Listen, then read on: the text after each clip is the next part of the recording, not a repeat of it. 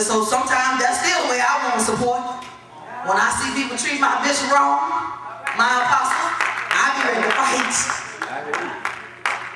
And he said, put your sword back. What you talking about, Lord? I know Peter was probably like, what you mean? I've been carrying the sword. You asked me how many swords we had. You see that one was enough and I had used the one and I'm in trouble.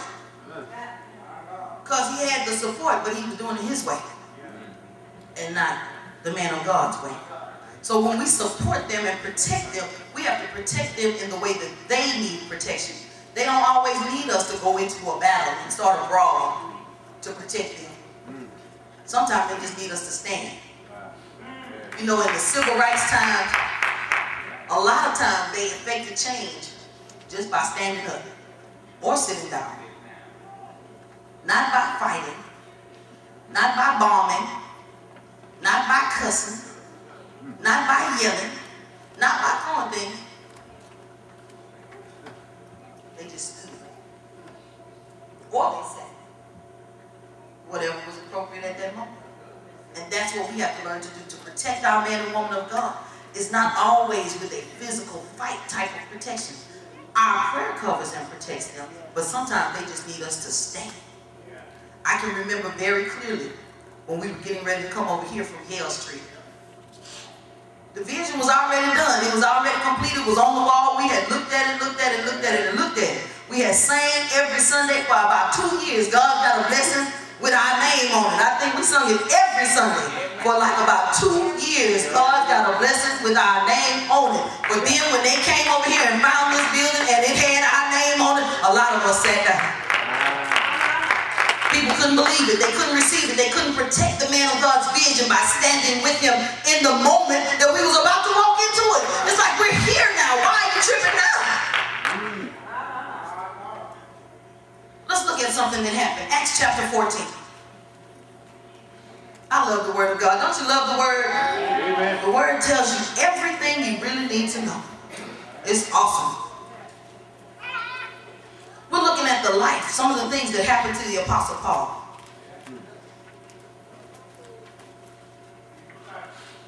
You got to keep it tight.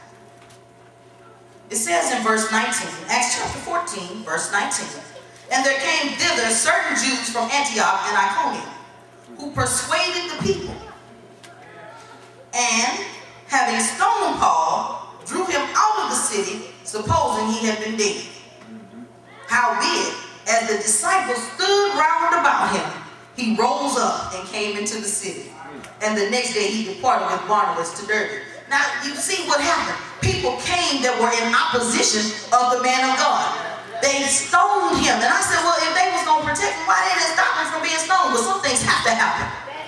Some things they have to suffer, just like Jesus had to be crucified. Some things our man and woman of God have to go through. But when they go through the trial and when they go through the opposition and when the stones come, because a lot of times they're verbal stones and not physical stones, when those stones come at them, we may not be able to protect them from the stones, but we can stand around them until they recover. So when they down, can't nobody come kick them. You know that's a terrible thing. And so can't nobody see them. That goes with the next point. All right, she's working with me over there. Hallelujah. But we have to protect our man and woman of God. We can't always stop the things that they have to go through because they have to go through them so that we don't have to go through them. Isn't that something? They stoned Paul, but they didn't come back and stone the disciples. He went through it so the rest of them didn't have to be stoned. But they stood around him. If he was stoned and left for dead, I wonder how long it took him to come back up. It doesn't really say. But they stood there. They stood with it. If it took a day, they stood. If it took 2 days, they stood. If it took a week while his body had to rejuvenate itself and get his strength back together, they stood.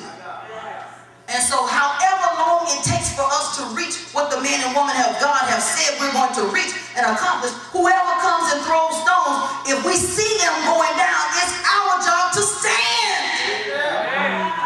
It's our job to stand. That's what support does. We stand. Amen.